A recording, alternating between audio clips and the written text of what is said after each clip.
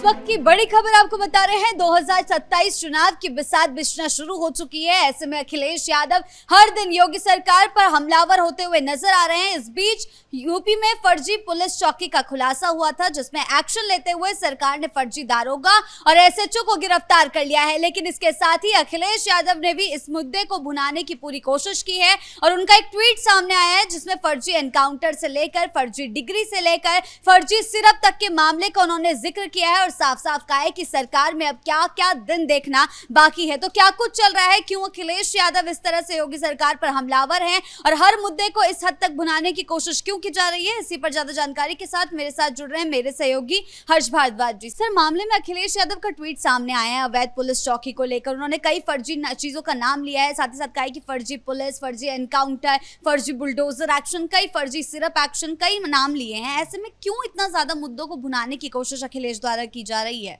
देखिए, अखिलेश यादव मुद्दों को भुना नहीं रहे हैं। अखिलेश यादव फर्जी बातें कर रहे हैं और फर्जी चीजों को कहते कहते कहीं ना कहीं फर्जी बातें उनकी जुबान पर इसलिए बैठती जा रही हैं क्योंकि 2027 का चुनाव आ रहा है और 2027 चुनाव को लेकर वो फर्जीवाड़ा फैला रहे हैं। क्योंकि मेरठ की एक कटिंग पेपर की उन्होंने डाली अपने ट्विटर अकाउंट पर और उस मामले में तकरीबन 4 दिन पहले कार्रवाई हो चुकी है बाकायदा।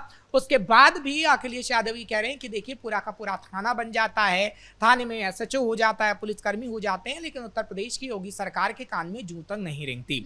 अगर उत्तर प्रदेश की सरकार के कान में जूं तक नहीं रेंग रही होती तो आखिर इस पर कार्रवाई कैसे हो गई? सवाल बड़ा है। क्योंकि देखिए, अखिलेश यादव की सरकार में तो थाने ही नहीं, पता नहीं बड़े बड़े क्या क्या चीजें बन गई थी, लेकिन अखिलेश यादव ने ध्यान नहीं दिया और उनकी सरकार में माफियाओं ने ऐसे अपना पंजा जमाया कि आज जब अली जेल से निकलता है, अबान की जनाजे में जब सुपुर्द खाक किया जाता है तो मूंछों पर ताव देता है और कहता है कि समाजवादी पार्टी की सरकार आ जाएगी तो हमारी बल्ले बल्ले हो जाएगी। ये तो हाल था समाजवादी पार्टी की सरकार में माफियाओं का। खैर, वो दूसरी खबर है, लेकिन अभी इसी खबर पे रहते हैं कि अखिलेश यादव ने क्या क्या फर्जी बातें कही और अखिलेश यादव की फर्जीवाड़े की पोल किस तरीके से खुल गई है।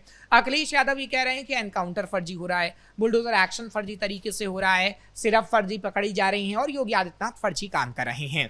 उनकी तरफ से ये बातें कही गई। लेकिन अब अखिलेश यादव के फर्जीवाड़े की जब पोल खुल रही है तो अखिलेश यादव उसका जवाब नहीं दे पा रहे, क्योंकि जब ये ट्वीट सामने आया तो बीजेपी के कुछ नेताओं ने उन पर पलटवार किया और कई सवाल पूछे कि अखिलेश यादव की सरकार में आखिर फर्जी तरीके से मदरसे कैसे बन गए, अखिलेश यादव की सरकार में आखिर फर्जी तरीके से कब्रिस्तान की जमीन पर कब्जा कैसे कर लिया गया, अखिलेश यादव की सरकार में आखिर फर्जी तरीके से मदरसे कैसे बन गए कि आज फंडिंग की जांच हो रही है, अखिलेश यादव की सरकार में आखिर कैसे अवैध संपत्तियां बन गई, इतनी रसूखदारों ने बना ली कि आज उस पर बुलडोजर चलाना पड़ रहा है, अखिलेश यादव की सरकार में आखिर कैसे अवैध तरीके से माफियागिरी पनपते गए कि उनका एनकाउंटर करने की नौबत इस वक्त आ रही है। लेकिन सर, सबसे बड़ा सवाल ये उठ रहा है कि आखिर क्यों एनकाउंटर के बात को हमेशा क्यों बीच में लाया जाता है? कोई भी चीज होगी, कोई भी एक्शन होगा, मामला सीधा एनकाउंटर तक पहुंचाया जाता है। एनकाउंटर को बताया जाता है कि एक विशेष वर्ग के खिलाफ किया जा रहा है एनकाउंटर, यादवों का एनकाउंटर ज्यादा कर रही है पुलिस जानबूझकर, योगी सरकार एक एजेंडा चला रही है, बुलडोजर एक्शन सिर्फ मुस्लिमों के खिलाफ हो रहा है। ये नैरेटिव सेट करने की कोशिश क्यों की जा रही है और एनकाउंटर से विपक्ष इतना क्यों बौखला रहा है? देखिए, आपने एक बीच में बात कही कि जाति विशेष वर्ग, क्योंकि देखिए, इनको एनकाउंटर से दिक्कत नहीं है, इनको योगी आदित्यनाथ के काम से दिक्कत नहीं, इनको उस जाति से दिक्कत है जिस जाति के खिलाफ भी कह रहे हैं कि कार्रवाई हो रही है, लेकिन किसी भी जाति के खिलाफ कोई कार्रवाई नहीं हो रही। आप देख रहे हैं कि जो एनकाउंटर होता है उसमें कई कट्टरपंथी भी शामिल होते हैं, यादव भी होते हैं, जो तमाम जो आरोपी होती है, अपराधी होते हैं, उनका एनकाउंटर होता है क्योंकि अपराधी की कोई जात नहीं होती। और अखिलेश यादव को यह समझना होगा।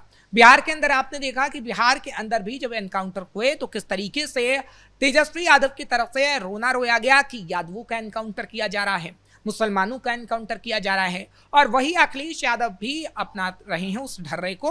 और अखिलेश यादव ये बता रहे हैं कि देखिए, यादवों का एनकाउंटर हो रहा है, एक विशेष वर्ग का एनकाउंटर किया जा रहा है, जबकि अखिलेश यादव को तेजस्वी यादव से सीखना होगा कि तेजस्वी यादव जो प्रखर राजनेता अपने आप को बन रहे थे, वो सिर्फ योगी आदित्यनाथ, प्रधानमंत्री नरेंद्र मोदी और नीतीश कुमार की खामियां गिनाते रह गए, जबकि योगी आदित्यनाथ से बिहार में कोई मतलब ही नहीं था, वो तो स्टार प्रचारक के तौर पर प्रचार करने आए थे। लेकिन तेजस्वी यादव ने योगी आदित्यनाथ का इतना नाम लिया कि योगी आदित्यनाथ को जनता पसंद करने लग गई और जहां योगी आदित्यनाथ ने प्रचार किया उस 32 सीटों पर बीजेपी जीत गई। तो आप इतना जरूर कह सकते हैं कि योगी आदित्यनाथ के खिलाफ प्रचार करके अखिलेश यादव अपना ही बुरा करेंगे, क्योंकि अगर आपको अपनी बात करनी है तो आपको बताना होगा कि आखिर आप रोजगार के लिए कितना बजट आवंटित करेंगे, आप युवाओं को रोजगार कैसे देंगे, आप महिलाओं को रोजगार के क्षेत्र से कैसे जोड़ेंगे। लेकिन सर बात मुद्दों पे नहीं हो रही है ना, बात अगर मुद्दों पर होती तो राम मंदिर दान चोरी का मुद्दा इतना बड़ा मुद्दा है, इस पर भी सिर्फ राजनीति करने की कोशिश की गई है, मुद्दे को उठाया नहीं गया। जिस हिसाब से विपक्ष को मुद्दे को उठाना चाहिए था, उस हिसाब से उनके पास एक बड़ा मुद्दा था 2027 में भुनाने के लिए, लेकिन उस एजेंडे के तहत काम नहीं किया गया कि राम मंदिर दान चोरी की बात की जाए। इसमें भी हिंदुओं के खिलाफ कुछ बयाने दी गए हैं, हिंदुओं के खिलाफ वेशभूषा धारण करके सदन परिसर के बाहर जो है विपक्ष ने हंगामा मचाया है। तो ये क्यों है? इस तरीके की राजनीति, इस तरीके की रणनीति क्यों अपनाई जा रही है? देखिए, इनका मकसद ही यही था। इनका मकसद हम बार बार कह रहे हैं कि राम मंदिर के मुद्दे को उठाना नहीं था।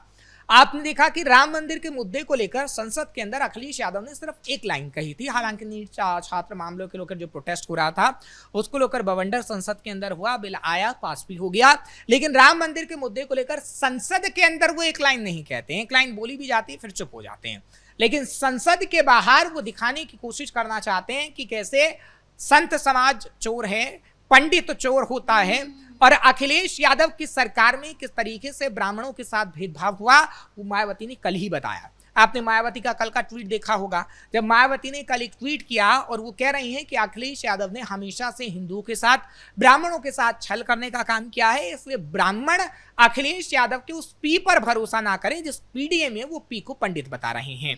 ये मायावती की तरफ से कहा गया, और क्योंकि मायावती बबुआ का साथ ले चुकी हैं और बबुआ और बुआ ये जानते हैं कि आखिर एक दूसरे की कमी क्या है, और इसलिए मायावती ये बताने में कामयाब हो पाई कि किस तरीके से ब्राह्मणों और हिंदुओं के खिलाफ अखिलेश यादव ने काम किए हैं, और उसका जवाब अखिलेश यादव नहीं दे पाए। क्योंकि देखिए, किसी भी समाजवादी पार्टी ने मायावती के खिलाफ कोई अभी तक ट्वीट नहीं किया। समाजवादी पार्टी के लीडर ने चाहते तो ट्वीट भी कर सकते थे और करारा जवाब भी दिया जा सकता था, लेकिन मायावती समाजवादी पार्टी की परतें खोलने का काम कर सकती हैं। इस वजह से मायावती के खिलाफ अभी समाजवादी पार्टी फूक फूक कर कदम रख रही है, क्योंकि आगे आने वाले समय में गठबंधन की चुनौती भी हो सकती है कि यहाँ गठबंधन किसके साथ करना है, क्योंकि अभी कांग्रेस के साथ तो बात नहीं बन पा रही है। अखिलेश यादव बार बार कह जरूर रहे हैं कि हम कांग्रेस के साथ रहेंगे, लेकिन बात बनती इसलिए नजर नहीं आ रही कि अजय राय और इमरान मसूद का अपना अलग ही लेवल चल रहा है और वो अलग ही बात कह रहे हैं कि कौन होता है हमें इतनी सीटों पर चुनाव लड़ने वाला, बताने वाला, कई सारी बातें जो चल रही हैं। और इसलिए अखिलेश यादव के पास मुद्दा कोई बचा नहीं है, ना तो गठबंधन का मुद्दा है, ना बिजली पानी सड़क का मुद्दा है। सिर्फ अखिलेश यादव के पास मुद्दा इतना है कि हिंदुओं को गाली दो। अखिलेश यादव के पास इतना मुद्दा है कि योगी आदित्यनाथ जो एक्शन करें उसमें भी कमी निकालो, क्योंकि ये मेरठ का जो मामला सामने आया, हम बार बार कह रहे हैं कि इस पर पहले कार्रवाई हो चुकी है, दोषियों को पकड़ा जा चुका है, लेकिन बावजूद उसके अखबार की कटिंग डाल दी गई और बता दिया गया कि योगी आदित्यनाथ की सरकार में कोई एक्शन हो ही नहीं रहा है।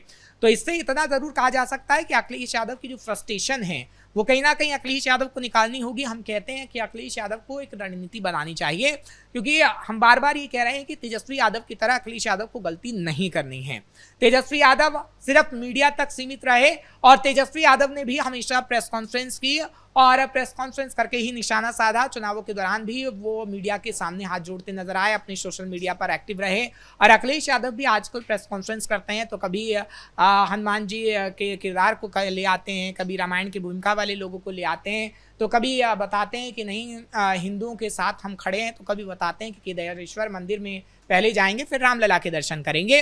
तो अखिलेश यादव कभी तेजस्वी यादव की तरह हाल ना हो जाए, ये उनके लिए चेतावनी है जो अखिलेश यादव को समझना होगा। सर, जिस तरीके के मुद्दों की तस्वीरें सामने आ रही है, जो मुद्दे उठाए जा रहे हैं, जिनके बारे में ट्वीट किया जा रहा है, ये किस रणनीति के तहत आखिर किया जा रहा है? क्या मुद्दों की इतनी कमी हो चुकी है कि सिर्फ योगी आदित्यनाथ को घेरने से काम चल रहा है?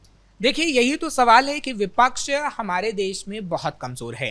केंद्रीय स्तर पर प्रधानमंत्री नरेंद्र मोदी को गाली देना, केंद्र स्तर पर प्रधानमंत्री नरेंद्र मोदी की बुराई करना, सिर्फ इतना ही चल रहा है। और राज्य स्तर की बात करें तो राज्य स्तर के लेवल पर अखिलेश यादव भी योगी आदित्यनाथ को सिर्फ गाली देने का काम कर रहे हैं, उनकी कमियां बता रहे हैं। आपको कमियां छोड़कर अपनी खूबियां बतानी चाहिए कि आपकी खूबियों पर जनता कैसे विश्वास करे। जी सर, बहुत बहुत धन्यवाद आपका इन तमाम जानकारियों के लिए। तो कुल मिलाकर 2027 विधानसभा चुनाव के लिए अखिलेश यादव एक्टिव तो नजर आ रहे हैं, लेकिन मुद्दों से ज्यादा सिर्फ और सिर्फ योगी आदित्यनाथ को घेरने की कोशिशों में वो जुटे डटे हुए हैं। इस बीच फर्जी पुलिस स्टेशन को लेकर उन्होंने मुद्दा उठाया। हालांकि उससे पहले ही कार्रवाई मामले में हो चुकी है। एसएचओ से लेकर दारोगों को गिरफ्तार किया जा चुका है, लेकिन फिर भी अखिलेश के ट्वीट ने एक नया हंगामा खड़ा कर दिया है। ब्रेकिंग न्यूज में फिलहाल मेरे साथ इतना ही। कैमरा पर्सन कुणाल के साथ मैं शिवानी रतूड़ी, कैपिटल टीवी, उत्तर प्रदेश।